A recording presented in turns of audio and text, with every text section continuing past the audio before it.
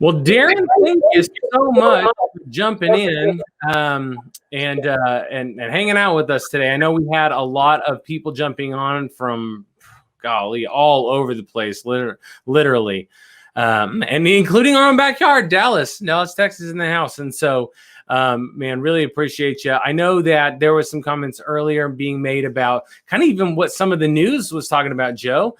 Where it's like, man, these houses are being sold and more people are putting more and more money down.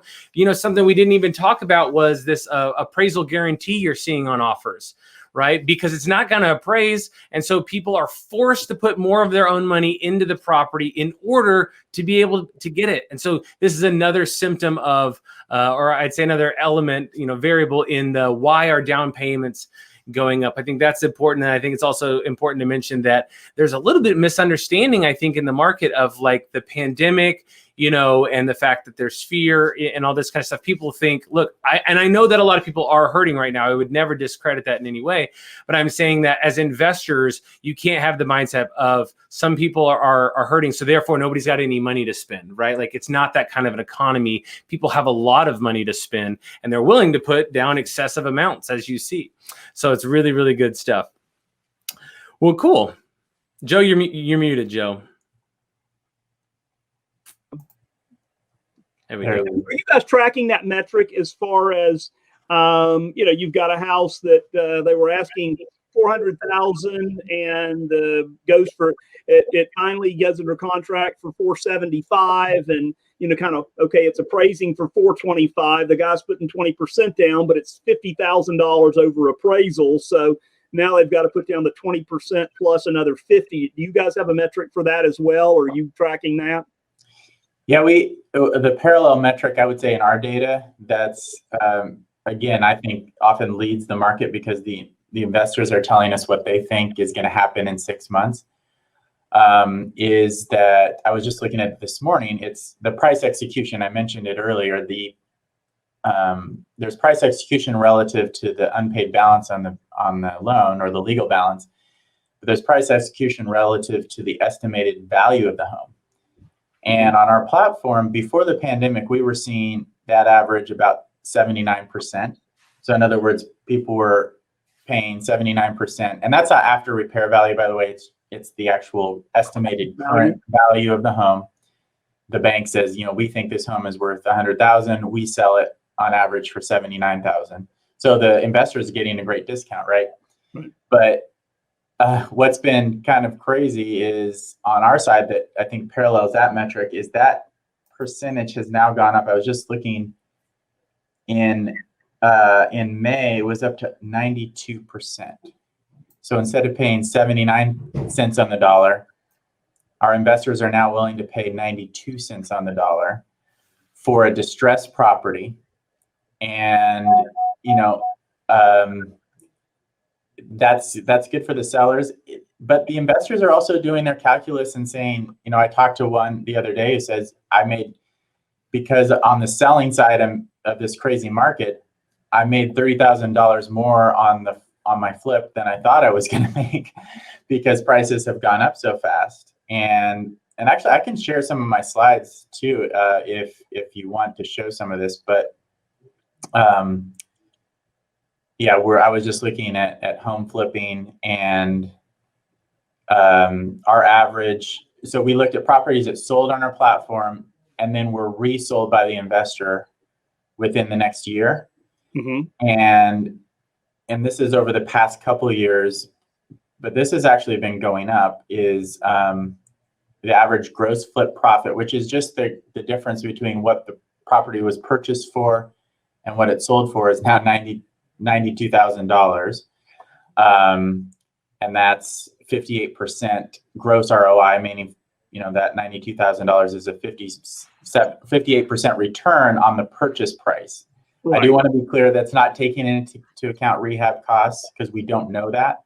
Right. But that number is pretty incredible. And I was actually comparing that to public record data on home flips, and the home flips, the profits are going down just in the last couple of months because the many home flippers are having trouble finding the discounts on the front end.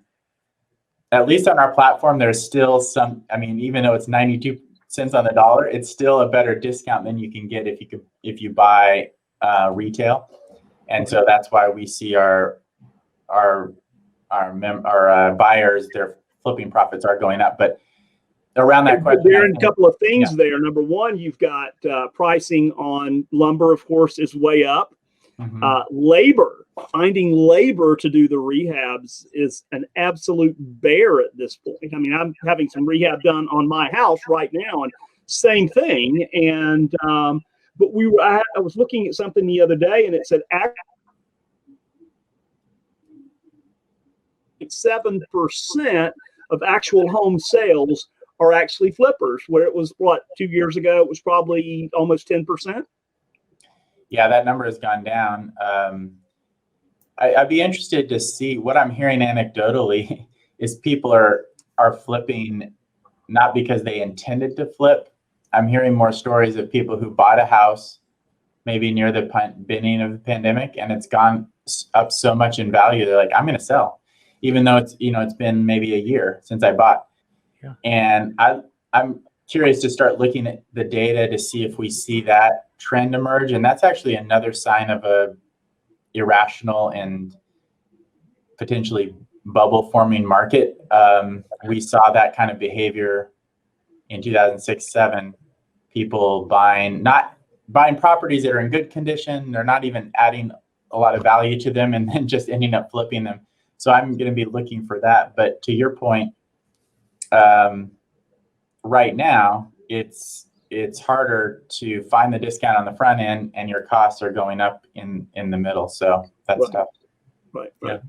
I've always found that, and this is kind of the devil's advocate to the argument, is that in flipping conditions like this, it's very, you're speculating that it'll be worth more, right? Like I just sold a home, and I knew if I waited one more week, I could probably get a little bit more. And if I waited one more week, but there's going to come a moment where that irrational behavior and the psychological level shifts. And the question is, if you're scaling a fix and flip business right now, basically counting on the speculative nature of the property values continuing to increase, you eventually are going to get caught. And that's what we saw a lot in 2007 and 8 is these home flippers who, I was flipping and building, 15 houses. It was amazing. And they would loan 100% the whole time. And then it seemed like overnight, it wasn't, but it seemed like overnight that all of a sudden prices aren't going up anymore. And now your margin disappeared because it was speculatory anyway. And this is, I think, the more risk averse piece of me that says, I'm not saying it doesn't work. I'm saying you got to at least entertain what happens when things do shift. Absolutely. And I think one of the things that you were saying was, Darren was saying, was that exact thing. And one of the things that we talk about with notes, especially non-performing notes that we're looking at on our platform, is that there are the ones that are there are really, they've just set just a few months delinquent. And there's a lot of opportunities because of the equity to buy at a discount. And then most likely it's not going to end up in foreclosure. They're going to just sell it and you get paid off. So